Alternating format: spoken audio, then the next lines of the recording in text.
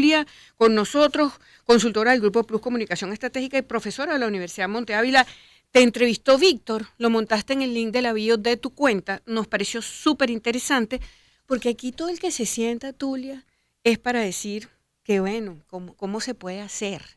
Y bueno, y nosotros aquí dando ánimo, es posible, vamos a darle para adelante, tú sabes, ¿no? A ver, bienvenida. Claro que sí, Graciela. Es que, fíjate una cosa, quiero empezar por el tema de emprender de Víctor. Y vas a decir, bueno, pero ¿por qué nos estamos metiendo por aquí? No importa, él pero estuvo aquí con todo. Sí, yo sé que estuvo conversando contigo, pero cuando Víctor me da la llamada y me dice, quiero conversar sobre el tema de comunicaciones, pero quiero conversar desde una perspectiva un poco diferente.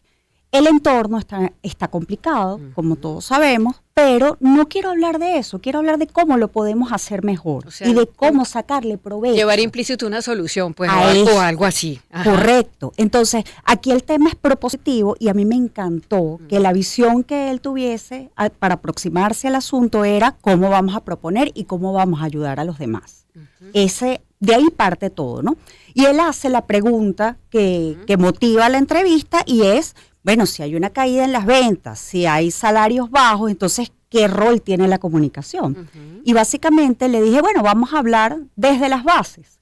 Aquí hay las cuatro P, que han sido en múltiples casos, variadas, y ahorita estamos hablando de 4 P que hablan de propósito, personas, planeta y prosperidad. Entonces, eso involucra temas de sostenibilidad, asuntos que tienen que ver con lo laboral y con la cultura de la organización, pero algo que es medular, que antes se llamaba visión, objetivos, y que ahora se engloba de una forma muchísimo más práctica de poner en el día a día de las personas, que es el propósito. Eso que hemos conversado en muchas oportunidades, que es todo aquello que con base en los valores y con base en lo que te da ese arraigo a la organización, hace que tú todos los días te despiertes con ese ímpetu, esa felicidad y esas ganas de hacer. Entonces, hay que volver a eso y hay que reiterar muchas veces la importancia que eso tiene. Y voy a un segundo elemento, y es que, por supuesto, como parte de una empresa o como parte de una marca, nosotros tenemos que cumplir con expectativas de muchos públicos clave. Vas a tener públicos internos, tienes también accionistas, tienes la junta directiva, tienes luego públicos externos. O sea, la organización está cumpliendo con esas expectativas en el día a día y de manera muy dinámica. Y las expectativas cambiaron también. En pandemia, por ejemplo, las expectativas de las personas eran mayor empatía. Eso era lo que la gente quería. Porque no nos veíamos ni nos abrazábamos, tampoco nos podíamos dar la mano, ni llegar a negocios, esos negocios que se dan a veces face to face, que no se dan con una cámara prendida en un Zoom o una cosa de esa. Lógicamente. Entonces la expectativa era la empatía. La empatía. Y los empleados entonces demandaban empatía, demandaban líderes que estuviesen mucho más cercanos y que entendieran la situación por la cual estaba pasando todo el mundo. Como estábamos trabajando todos con una cámara prendida, qué difícil. Dificilísimo.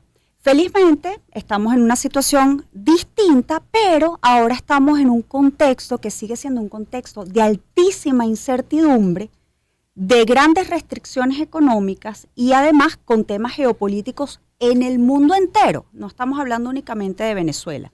Con lo cual, quien me está escuchando en Venezuela tiene que entender que esta situación es algo que preocupa a los académicos y a los ejecutivos de las empresas en el mundo entero. Mundial, entonces, pues. al final termina siendo algo que es sumamente interesante porque cuando los líderes comunican de manera efectiva, van a ayudar a la adaptación más rápida que nos permite a todos enfrentar estas situaciones.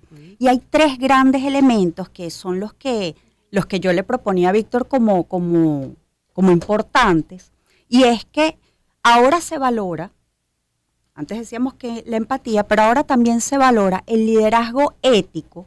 Entonces los empleados están viendo a los líderes de la organización desde la mirada de los valores, tanto propios como los de la empresa.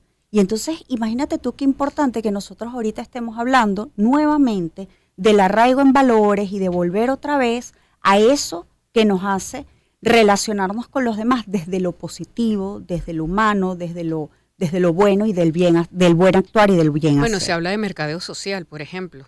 Es correcto.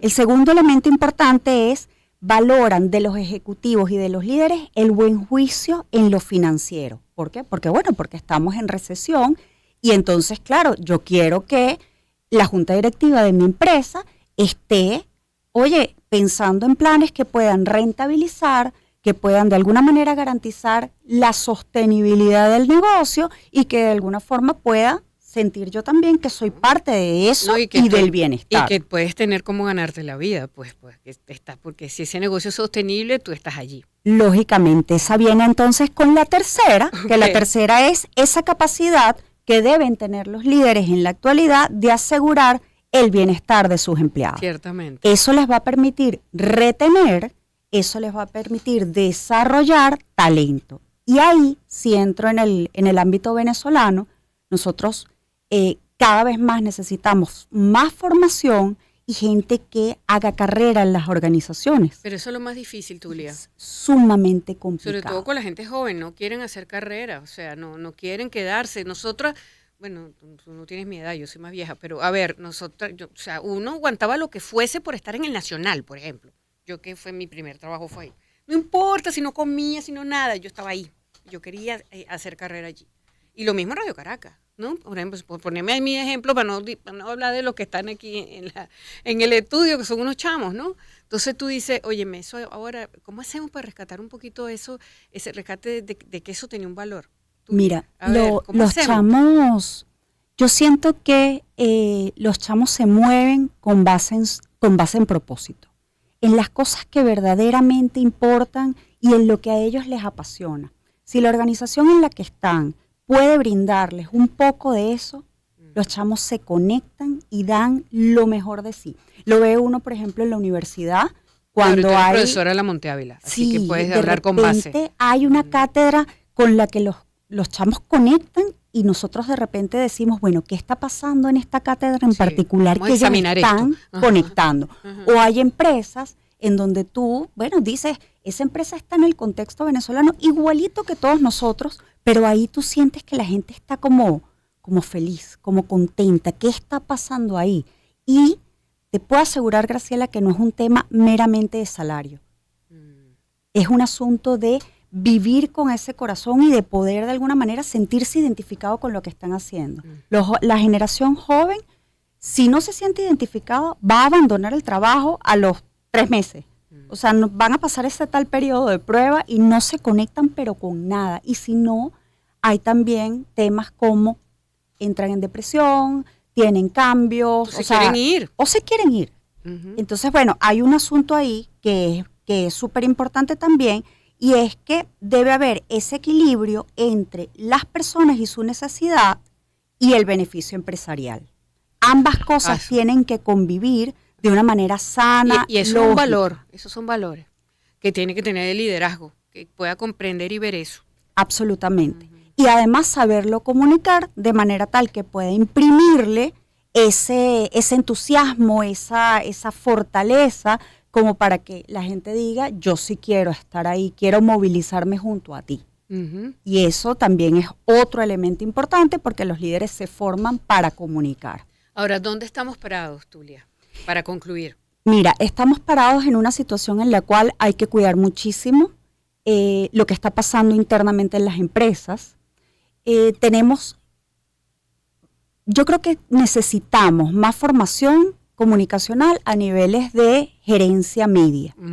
Tenemos muy buenos gerentes altos, tenemos una gerencia media que ha ido creciendo y que necesita mayor desarrollo y que creo que adicionalmente este año ha sido como el momento en el cual muchas de esas juntas directivas o muchos de esos altos trenes gerenciales han caído en cuenta en esa situación para poder ir aguas abajo a fortalecer al equipo. Y tú lo sabes más que nadie, que tienes una agencia de comunicaciones y que maneja y que te llegan clientes, empresas, pues para ver, mira, ¿cómo hago yo aquí? ¿Qué hago? ¿No? Manejamos desde casos de comunicación interna con sindicatos, complejísima la Imagínate situación tú. en este momento, No me quiero hasta imaginar. temas, bueno, muy tecnológicos y Sí, muy de sí, marca, pues, sí. pero toda ese amplio espectro está ocurriendo en el mismo país O a la sea, misma hora.